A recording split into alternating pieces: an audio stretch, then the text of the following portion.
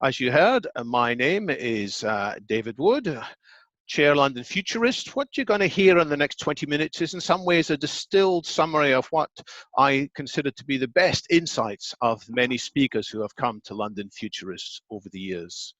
If you want to find me online, it's quite easy to do. For example, on Twitter, I am DW2. To be clear, this picture is not of me. It's a picture of a kind of acceleration of AI. Things moving faster and faster, leaving expectations in the dust, or an expectation of an accelerating impact of AI on society. In summary, you ain't seen nothing yet. Before I look at the next 15 years, let's briefly remind ourselves of some of the remarkable changes in the last 15 years. Things that we take for granted now, but which did not exist or barely existed 15 years ago. For example, how many of you had a Facebook account 15 years ago? Only if you had a membership of one or two universities, I guess. People did not get the bulk of their news on Facebook 15 years ago. We did not expect that presidents of the United States would be conducting their business on a microblogging platform called Twitter. YouTube barely existed, but was still in beta in 2005. iPhones did not exist. There were smartphones 15 years ago, as I know well. In the company that I helped co-found, Symbian, we had already launched 10 million smartphones, but now there are, 100 times as many smartphones easily, with more than 100 times as much power and many more than 100 times as much applications. Google Maps barely existed, and certainly there were no phones with built-in GPS signals that we used to navigate around. We did not sit in front of Netflix browsing all day long. We might have gone to Blockbuster instead. We did not get our genes analyzed either partially or completely via 23andMe. And we never heard of Chinese companies such as Tencent, which today are some of the wealthiest and most powerful in the world. The valuation of Tencent is just behind that of Facebook. So what ahead? There are three kinds of scenarios that people have in mind. One is that the kinds of innovation we've had so far will broadly stabilize and we'll see a reasonable state of improvement. Other people say that innovation will dry up. We've already had all the easy pickings and we're getting distracted. We're going to end up in a technology drought, or in a slightly different metaphor, a technology winter. There is another scenario, which is an acceleration of innovation, in which what's coming in the next 15 years will leave the last 15 years of changes in the shade. And that is what I'm going to argue in the next few minutes. I'm going to argue that as the fourth industrial revolution, which I'll define in a moment, gets under full speed, there's going to be a remarkable set of improvements in AI and other technologies. To be clear, the companies on the left are broadly capitalizing on technologies from the third industrial revolution: computing, storage, wireless transmission, with some early aspects of fourth industrial revolution technologies such as deep learning and nanotech and genetic editing. Here are these four industrial revolutions put rather simplistically, but with a grain of truth on a single chart. History has been changed more than anything else by technological change coming out of societies that appreciate to an extent and support to an extent the scientific method, and with an openness to criticize authorities, to criticize prevailing ideas, and openness to the formation of new companies. So we moved in stages. The first industrial revolution got going big time when steam engines were improved and mechanization followed along, in due course railways. Some historians talk about a second industrial revolution in the 1880s with electricity gradually displacing steam, with synthetic chemicals, with fixed line telephones from Alexander Graham Bell, and mass production as in Henry Ford's factories in due course. Some historians trace the third industrial revolution to the start of Silicon Valley, the first silicon integrated circuit in 1959 by Robert Noyce, co-founder at Intel, with precisely one transistor on it. And since then, we've seen the rise of consumer electronics and computers increasingly displacing humans from the workforce. But all of that, I believe, is small scale compared to the NBIC convergence, which is only starting to get going. And let me look briefly at, there's a kind of acceleration here. True, at least in the first order of magnitude. The gaps between the starts of these waves have broadly come down by about 2/3 in each case.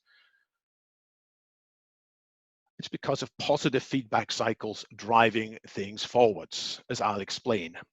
NBIC is what some radical futurists use as a shorthand for I for infotech, which is not just to compute with bits, not just to store bits or even transmit bits, but to draw insight from bits. Machine learning on big data, generating new kinds of artificial intelligence.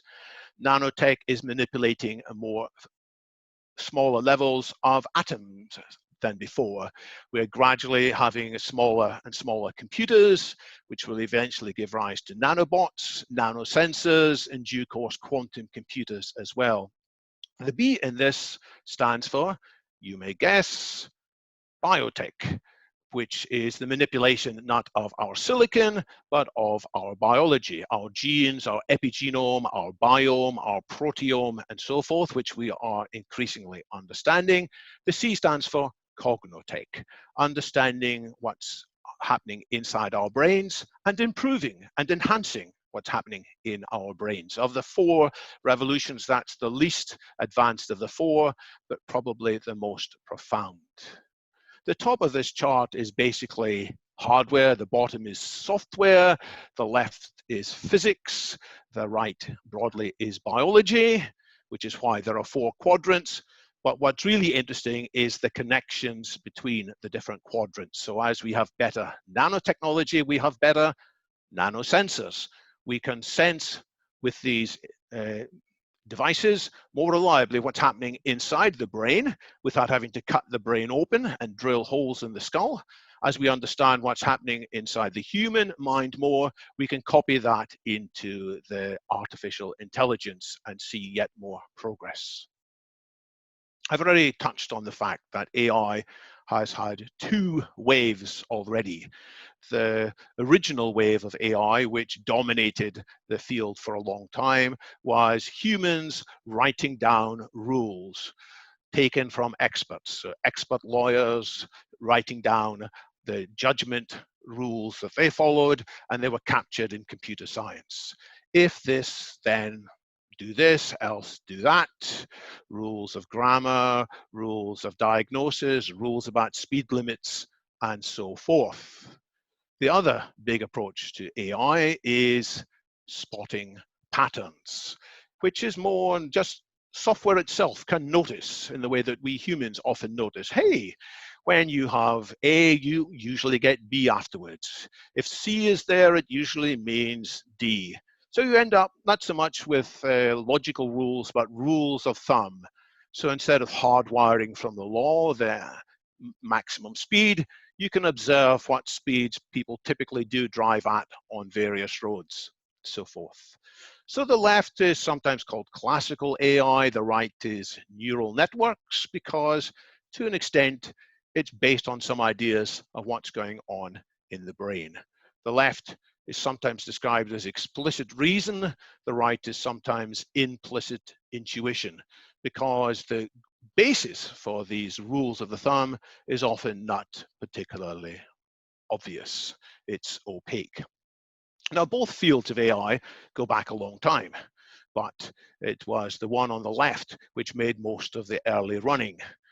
In as early as 1943, two researchers, Pitts and McCulloch, wrote down mathematics, which they thought would describe what's happening with neurons, with the intention that this could be copied and turned into a new kind of computer.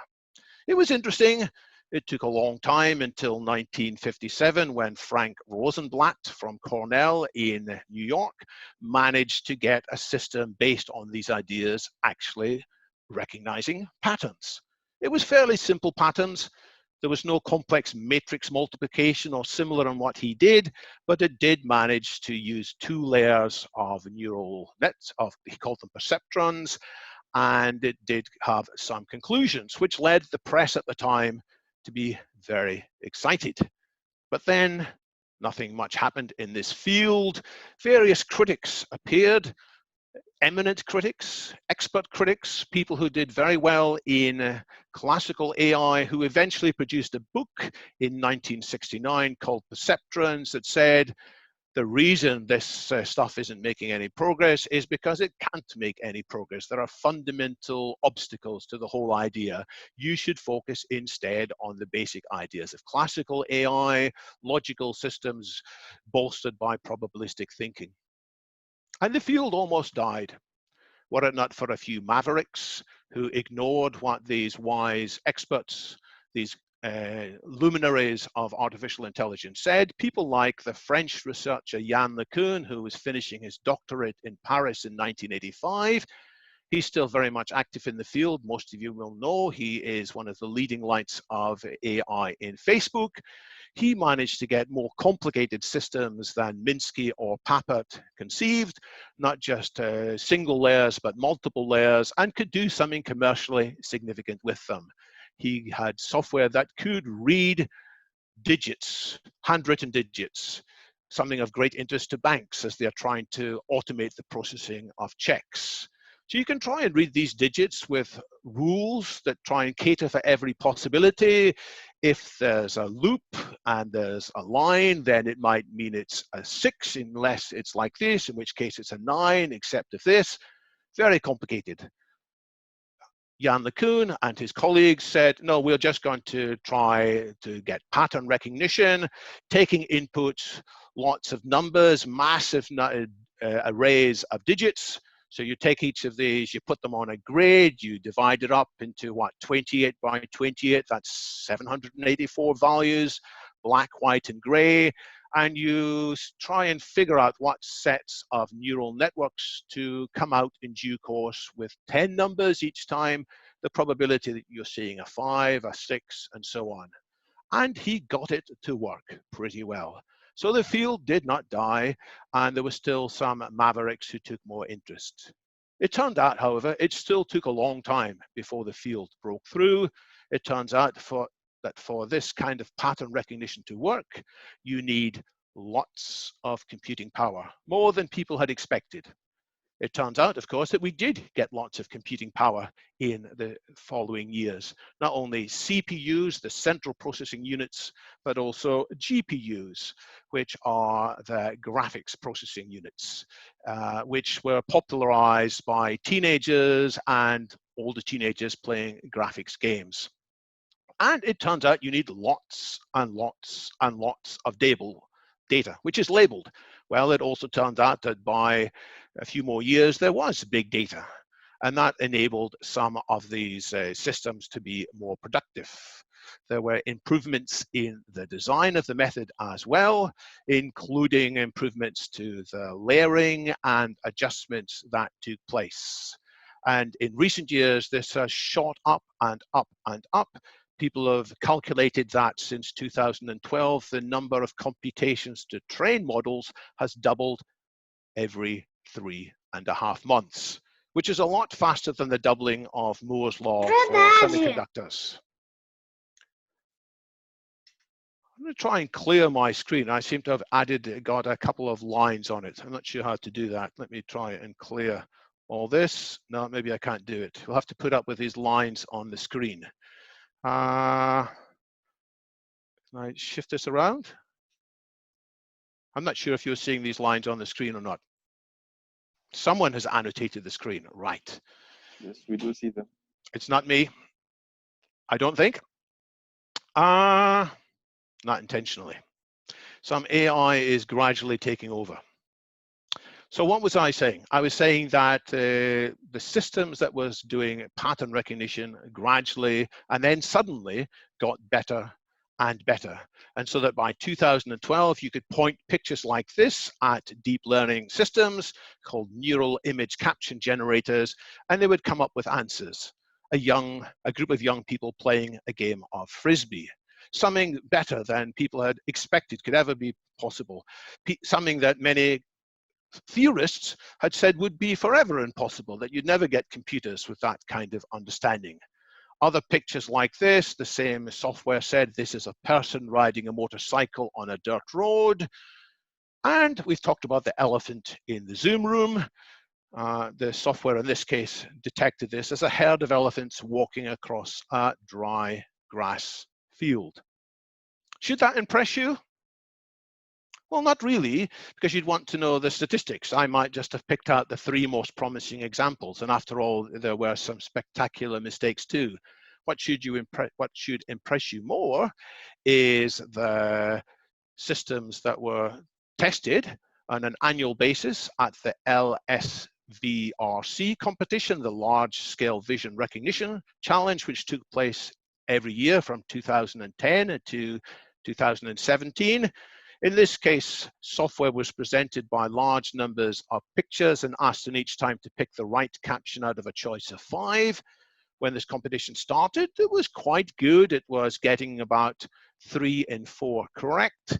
But then in 2012, one team from Canada started using deep learning and got much better results than anybody had expected. And from then on, every team was using variants of deep learning, and the results got better and better to what we might even call superhuman level. Stop sharing screen and reshare. Let me try that. Let's stop the share. Aha. Let's share the screen again. Let's hope it continues. Thanks everybody. So hopefully I won't unintentionally animate anymore. Thanks for your patience. So this was impressive. Even more impressive is what's going on in these pictures as reported in Nature and also in The Guardian at the start of the year, in which there are pictures you can see of mammograms, and what's in the yellow boxes, it's cancer tumor, which AI detected, but which was previously missed by 6 different human radiologists. Should this impress you? Well, again, you'll probably ask, what about the statistics? Well, the statistics are that this software was trained on 91,000 mammograms from the US and the UK. In each case, the software had access to whether there was a tumor there or not, as was validated in the years following. And then it was tested on 30,000 other mammograms. And of these, it missed 9.4% fewer tumors than the humans in the US. Is that impressive? Well, you might also bear in mind that there are 2 kinds of errors you can get in this test. You can miss tumors that were there, but you can also make the corresponding or the opposite mistake of raising a false alarm unnecessarily. Sometimes these are called type 1 and type 2 errors, and most software up till recently which did well on one did badly on the other. The reason there was all the fanfare about this particular one is that the software got both sets of error less than the humans. AI system outperforms experts in spotting breast cancer. Truly useful, can really save lives. So to summarize what I've said so far, there are successive new waves of AI. This green line shows classical AI growing slowly based on expert systems. This blue line shows the growth of neural networks and deep learning through its long period of going nowhere and being subject to denial and criticism by experts in the field, and eventually because of big data and GPUs breaking through substantially in 2012, and then going from strength to strength so that we nowadays look at classical AI and often call it good old-fashioned AI. But I'm really concerned about what's happening next, another wave. And this wave might be strong enough despite people denying it is possible, that we'll look back soon on today's deep learning and say, well, that was rather quaint, good old-fashioned deep learning.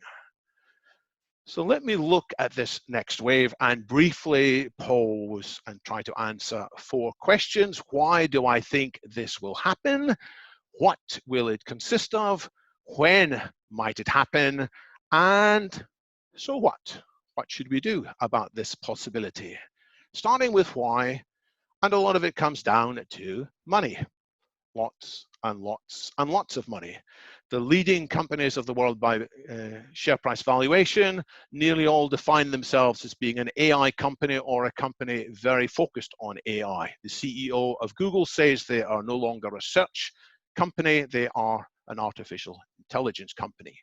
But it's not just the biggest companies, it's companies in almost every field are looking to develop and take advantage of AI for significant financial gains. Whether it's trading algorithms, whether it's writing games, that's a huge market, of course, which can be, games can be more attractive if they have AI characters with a surprising degree of AI, customer support agents that go beyond the often frustrating and mind-numbing aspects of today's chatbots, improved interaction design, faster healthcare research and development. I've just come off a conference on AI in healthcare. It is huge business. Use of AI to go in new directions in music and art, and even to have new engineering designs or scientific theories. Today, it has done new engineering designs, which have often surprised and impressed human engineers. It hasn't done much yet in terms of new science, but I don't think that's too far away.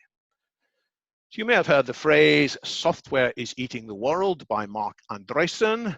The person who said that, pointing out that whichever field of industry you're in, unless you're on top of software, you are likely to lose out.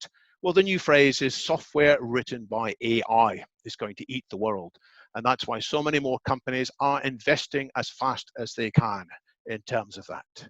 There are also bad guys, we can call them that, who are trying to take advantage of AI too. The crime industry, if we can call it that, is enormous with a very large budget. They're not, of course, audited, but they are increasingly using features of AI in their malware. The antivirus people are using AI to try and suss out which malware is malware and which is not. And there's an arms race there, just as there's also a real world arms race in terms of defense systems and attack systems, which both using AI to try and get leverage. So there's not only commercial competition, there is political competition to improve AI. Vladimir Putin, very bright guy, was asked recently about artificial intelligence at a conference. He said it's the future, not only for Russia, for all of humankind. It comes with colossal opportunities, but also threats that are difficult to predict. And then in an almost off-the-cuff answer, he said, whoever becomes the leader in this sphere will become the ruler of the world. And that's a real Sputnik moment if people are listening. Because I don't know about you, but I don't want Vladimir Putin, despite his many good qualities, to be the ruler of the world. There was another Sputnik moment when something that people had insisted could not be done for the foreseeable future, software mastery over humans in the venerable game of Go, could that people said until quite recently that this was at least 20 years into the future. AI researchers tended to say it was 10 years in the future. Games practitioners tended to think they had a 20-year lead. But then Google's DeepMind got involved in the field and unexpectedly, comprehensively beat the best human player 4-1, famously. And that was a Sputnik moment. Not so much for us in the West, because we didn't pay too much attention, but in the countries of Japan, Korea, and China, where Go is revered as ineffable and was thought to be beyond the capabilities of software, oh my goodness, it was something that Western software was beating. And so China in particular has redoubled its research in AI since then. People who look at the bookcase of Xi Jinping have noticed, alongside books by Marx and Lenin and Mao and Hemingway and Homer and Dickens have noticed, the master algorithm by computer science professor Pedro Domingos, and augmented life in the smart lane by New York futurist Brett King. They are taking this very seriously. So why do I expect rapid improvements? Because of commercial pressures, political pressures. More people are going to wake up to the possibilities. There are unprecedented numbers of people in this field, access to unprecedented amounts of online info, and they can use today's AI and deep learning to help them create new kinds of artificial intelligence and deep learning. A bit like the Industrial Revolution took off in speed when machines were able to build better tools, which were able to build better machines, which are able to build better tools. The third industrial revolution saw computers, which were initially slow and difficult to design and manufacture, but using the disciplines of computer-aided design, computer-aided manufacturing, each generation of computer can help to design better computers. It's the same with software. Single groups or small groups of software engineers can take advantage of very powerful software tools to write even more powerful software. And it's going to be the same with AI. Many things that people say today, oh, it's slow and difficult, can be improved and speeded up by the use of AI tools. And we're going to see this positive feedback cycle. Briefly, what's in this next wave? I can't say for sure because I don't know which of these breakthroughs are going to turn out to be most significant, but we can look at generative adversarial networks, artificial emotional intelligence, evolutionary algorithms, biologically inspired AI. And by the way, many of the largest AI companies have a significant number of their PhDs with PhDs in neuroscience rather than computing science. AI that infers causation, as Judea Perrell talks about in his very interesting book, The Book of Why. We might get big leaps up when we find out how to connect simple AI together in more profound ways, as SingularityNet is doing. Or there's the whole field of transfer learning, which is going to be my final remarks, which was exemplified again by what happened next with Google's DeepMind. After they had a version that beat the best human player, E. Sedol, the team kept thinking and they figured out they could go better. Rather than being trained by being fed all the best believed games by human experts, they tweaked the algorithm so it taught itself with no examples at all. AlphaGo 0, tabula rasa. Instead of having two quite complicated intertwined deep learning networks, they managed to change it around. The original one got better slowly over a year. I say slowly, of course, it's amazing how quickly it improved over a year. The new one started training itself, and the team who were watching it from the outside figured out that within 3 days, it was already probably as good as the original. So they played the two against each other in 100 matches, and the old one, which had beaten the best humans, won no games in that match. The new one won 100. And by the way, the new one was running on slower hardware as well. Obviously, when it was trained, it used enormous resources, but once it had been trained, it was more effective. Where the transfer learning comes in is what happens next. The team created a new version of this, which didn't know the rules of Go, but took the rules instead of other games, such as shogi, Japanese chess. So still building a lot of the algorithms from before. It just took 2 hours training before it was able to beat comprehensively the best ever software to play Japanese chess. It didn't win all the games, but it won the majority. And then they took on the grandmother of all games in the sense that for 60 years, for 70 years, computer scientists had been figuring out how to play chess via software. But within just 4 hours of training, the new software beat Stockfish quite comprehensively. Didn't lose a single game. It didn't have an opening book. It figured out all the opening theory by itself. It figured out all the strategic theories by itself in just 4 hours.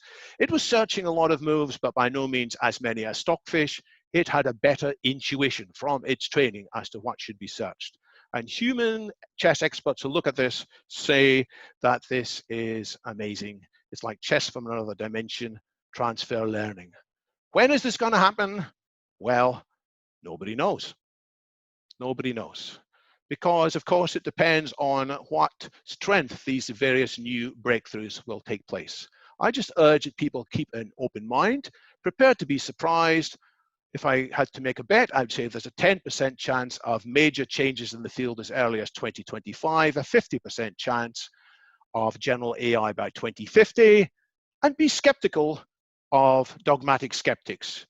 You may hear a lot of denial by people who are very vested in current AI trajectories, but bear in mind there were experts who were wrongly in denial in the past. And there are many reasons to discuss claims about AI, which I don't have time to look at.